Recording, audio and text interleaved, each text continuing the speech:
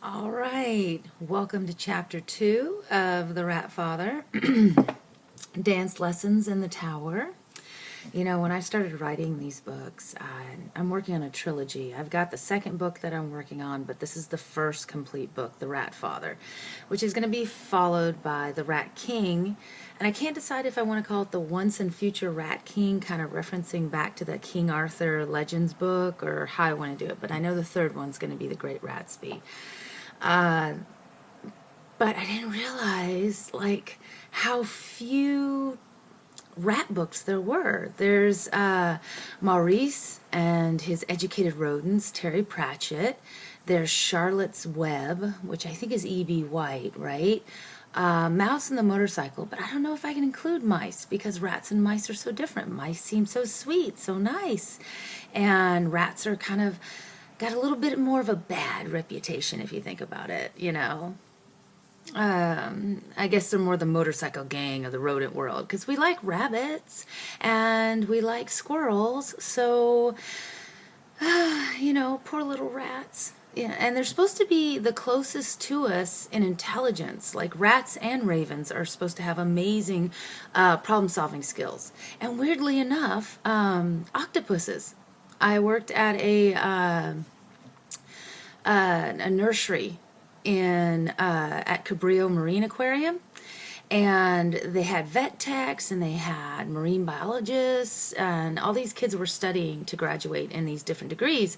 And so occasionally they would do experiments with some of the animals. Now, not scary, awful, like, you know, terrible experiments, but like I remember one of the kids had an octopus that had got caught in a net and a fisherman turned it in. For some reason, I didn't get the whole story. But he was testing the octopus's maze-solving skills, considering it was from the wild. And every time I'd come in, every week, so how's it going? What happened?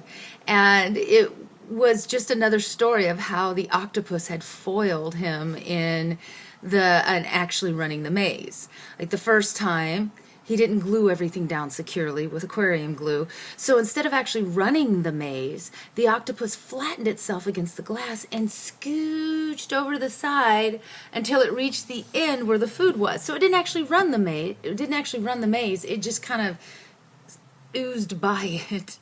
And then another time, it stuck its tentacle through the entire maze while still being fully outside the maze. So just like one arm really far reaching through until it finally got the food and brought it all the way back to its mouth. But didn't actually run the maze. Just felt. Nope, stop, felt. Oh, look, we're going. Oh, look, we're at the food. And I can't remember what the last thing was. But I remember coming in and the kid was writing his summary of the experiments, and I said, well, what did you learn? And he said, I learned an octopus was smarter than I am. So don't underestimate the animal world, you know. Anyway, there's there's the rats and Mrs. Nim, the Rats of Nim, which I think the movie's called Mrs. Frisbee and the Rats of Nim, which is actually a really, really cool film. I suggest you check it out. And then there's The Rescuers, again, mice. And mice seem to have a much better reputation than rats, and I'm not quite sure why. Anyway, besides, it's a misnomer. The rats did not bring the plague to Europe. The fleas on the rats brought the plague to Europe. So they were more that kind of bummer friend you accidentally brought with you to the birthday party who ends up puking on people. Anyway, which if anybody has too much cake, you want to feel like you want to puke anyway, right? So after that weirdness, shall we start? This is chapter 2 of The Rat Father by Aunt Dada, and it's called Dance Lessons at the Tower. The next morning we climbed to the roof and waited for our ride to the tower. Green Park was a bit of a haul, but a paw cart made the expeditions worth it. But the tower was even further, with more open spaces to be caught in. Rats are a shy lot. We don't put ourselves forward unnecessarily, and in my experience, a rat that throws up his paws and yells, "Hey, over here!" Well, that rarely comes to a good end. I watched the sky for geese. Fleur had sent Jake and Elwood to carry us to the tower. They were twins, large, slow honkers that were constantly amused with themselves. I met them once before at the park. They were waddling up behind squirrels and honking loudly, then collapsing in laughter as the squirrels scattered in terror. Ray and I had leaned against each other and laughed so hard it brought tears to our eyes. Jake had yelled to his brother as they flew over, "Did you see? I swear the striped one tinkled his shorts." I wasn't sure how much I trusted their flying skills. They were prone to barnstorm open buses full of tourists. Jake arrived first, coming to a stop with a tail flourish, and Elwood slid on his bottom until he crashed into Jake's back. They tangled for a moment, then hopped apart. Jake dusted himself off and then swatted Elwood for sliding into him. Elwood said, "What?" "Nice entrance, bro," Jake replied. Jake turned to us. He was sporting goggles that he pushed up to his forehead with a wingtip. He winked. "Well, if it ain't the next star of stage, Ray the Rat." Ray pointed at the sun goggles. "Where did you get those?" Jake shrugged.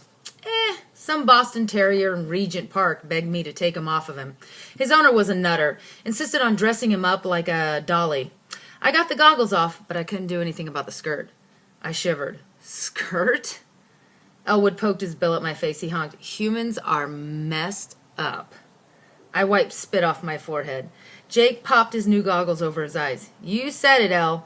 Though I figure you gotta expect that if you're gonna play with the whole me-friendly thing with them. They play for keeps. If they feed you, they expect you to wear a collar with their name on it. Mine was Mr. Honky Pants. I would rather be called Dinner." Elwood protested. "Hey, you said you wouldn't mention the farm anymore." I held up my hands. "Excuse me, I hate to interrupt, but we have to go." Jake shook out his wings. "Sure, man, no problem, no chit-chat. I get it, not a talker. I can be quiet." We all stared at him. He crossed his wings. "I can be quiet, you know." I pulled myself up onto Jake's back and wrapped my paws around the pin feathers in his neck. Ray hopped up on Elwood's back, grabbed a hunk of feathers, and waved an imaginary cowboy hat over his head while he whooped, "Yee-haw! Ride him, cowboy!" Elwood leaned back, gave a loud honk, and ran for the edge of the building. He flapped his wings a few times, leapt over the side, and dropped from sight. Jake adjusted his sun goggles, shook out his wings, and said, "You ready, Bern?" I replied, "Not really." And he said, "Well, get ready."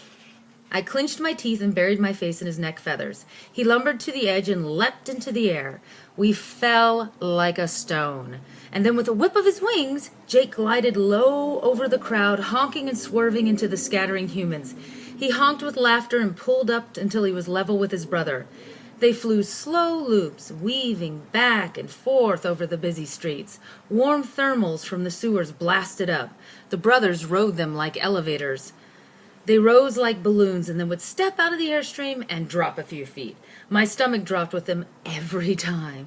I gripped Jake's neck with my back paws, my lips peeled back from the wind. Above London there was a peacefulness in being so distant from the ground. The only sound was the rushing wind, Jake's nonstop chatter, and flapping wings. It was terrifying and amazing all at the same time. Elwood would swoop low to point out good spots for scrounging food, historical points of interest, human and animal. The geese landed on a statue of Oliver Cromwell and exchanged a few moments of bird gossip while the other birds roosting around. They left a few splotches of digestive graffiti, which means they pooped on it, and resumed their flight to the tower. My paws gripped his neck feathers tightly. The wind drowned out only some of his chatter, but I could still hear him. He was saying, "And that was why we left the farm. It was a good life, but I needed to see the world. I can't be tied down." He banked right, and the tower came into view. I clenched my streaming eyes against the wind and was thankful that we were almost there. Jake and Elwood came to a juddering stop. I fell sideways onto the roof, all my limbs numb from clutching Jake. Ray slid down Elwood's wing, jumped from the tip. He raised his paws like a gymnast and mimicked a three-point turn to the judges. Jake nudged me. "You okay? What? Are you afraid of flying?" I drew circles in the air with my claw. The spin thingy. "Ah," he said, "the spiral of doom. Wait, what? Was that too much for you?" And I looked at him and said, "A tad." He turned to his brother. Land mammals have no gusto, he said. I don't get 'em. Elwood snorted. Brother, I don't even get you sometimes. They laughed and hopped themselves over to the edge, whooping and spinning. Their round white bottoms dropped like rocks over the side. Ray and I ran to the edge of the roof and peered over. They swung low over the green inner bailey of the towers before swooping towards the sky. Ray looked over to me. They are NUTS nuts. I sighed. They're our ride home. Awesome, he said. He punched the air and did a little dance. I rolled my eyes. Fleur landed next to us. Gentle rats, good to see you. Fleur, I said, and I blushed. Morning, Fleur, Ray said, skipping around us. Two larger ravens stood behind Fleur. I took a step back. She introduced them.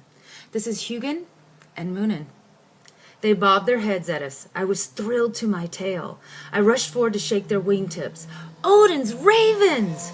Ray looked at me. Odin's what? Hugin raised a wing. My name is Hugin. It means thought in Old Norse. Munin bowed and said, and I am Munin, and that means memory. They both finished the sentence. We are twins named after the ravens of the Norse god Odin. Our namesakes were sent out every morning to gather information and flew home in the evening to tell Odin everything. Ray scratched his ears. Like spies? Hugin shook out her feathers. More like a personification of the process that the human mind goes through to make decisions.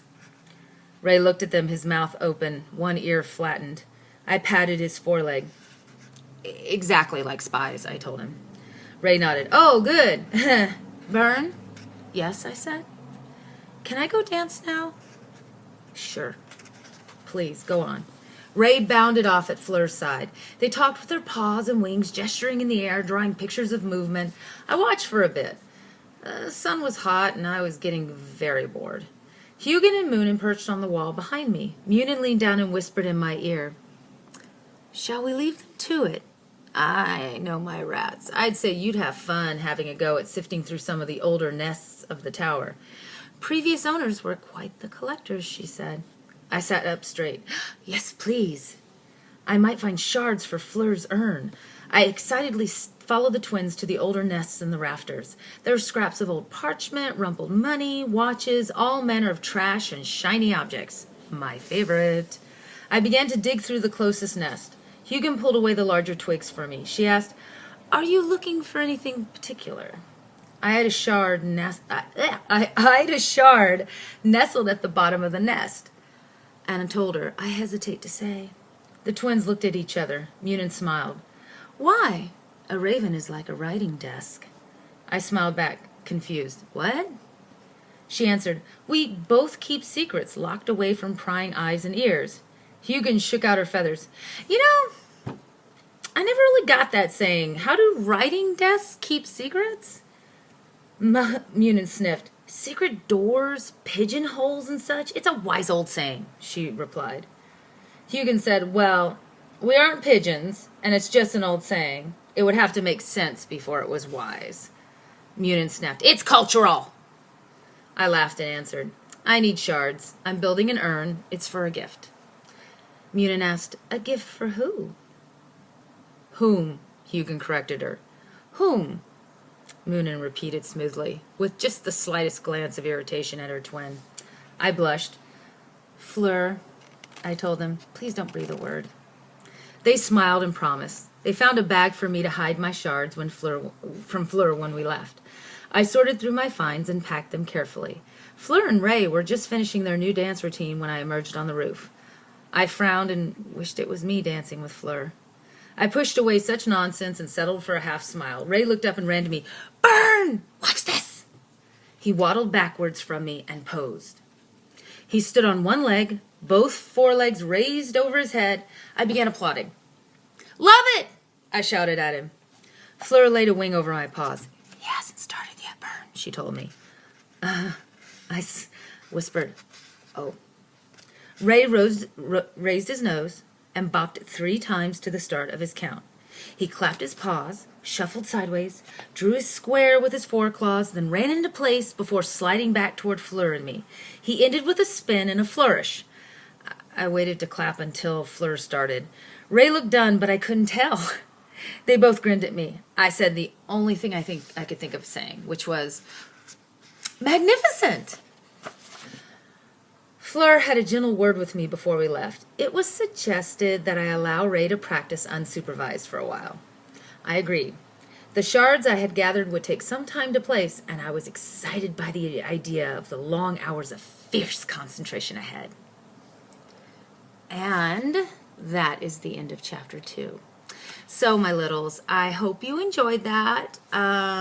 Remember, it's the Rat Father. You can get it on Amazon.com. I am Aunt Dada, and I hope you sleep well. And if you do read the book, please leave a review. It really helps. Gosh, if you can think of any other great rat books, maybe I haven't read them, leave them in the comments. I would love to see what's been written about rats. Anyway, have a good night. Hugs to you all. Sleep well, my littles, and I will see you next week with chapter 3, A Dance Without Wings. I still don't know if this goes backwards or not. Oh my gosh, me and technology. This is going to be fun. We've only got 17 more of these, right, kids? 18. This is only chapter 2. Don't depend on my math either. Good night.